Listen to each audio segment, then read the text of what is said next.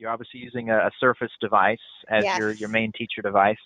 When Yes. it comes to Surface and ScreenBeam and how that works together, um, tell me a little bit about that because you talked about your students, but tell me then about what it does for you as a teacher, as you talked some we talked yesterday about your students don't know where you're going to be when you come in the room and those kind of things.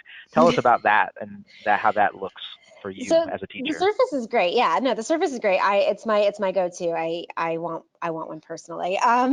So I do every class period and every morning I come in, I turn my lights on, I set my classroom up, and I look around and I'm like, okay, where am I going to sit today?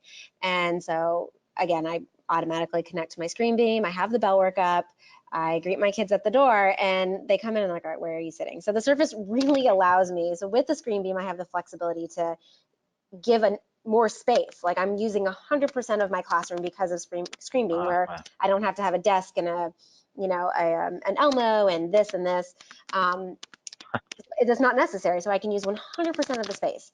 But then the Surface also allows me to really effortlessly move in and out. And so as you saw in the pictures, again, my kids are sitting collaboratively, they are working together.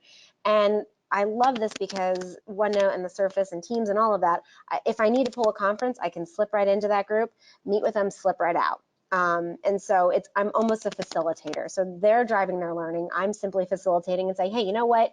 I see where you're going. You're just not articulating this correctly. Let me help you. Or you guys seem stuck here. Come and meet with me.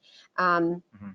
and I make a purpose of shifting it up. Sometimes I will do musical chair or musical partners, excuse me. Or there's a lot of things that I do. So I'll play music, and my kids know they got to get up, take their stuff, and move. And wherever the music falls, that's your new place to sit. And I try to bring in, yeah. And so they've gotten smart. They're like, if I linger by this area, I'm like, don't linger, move.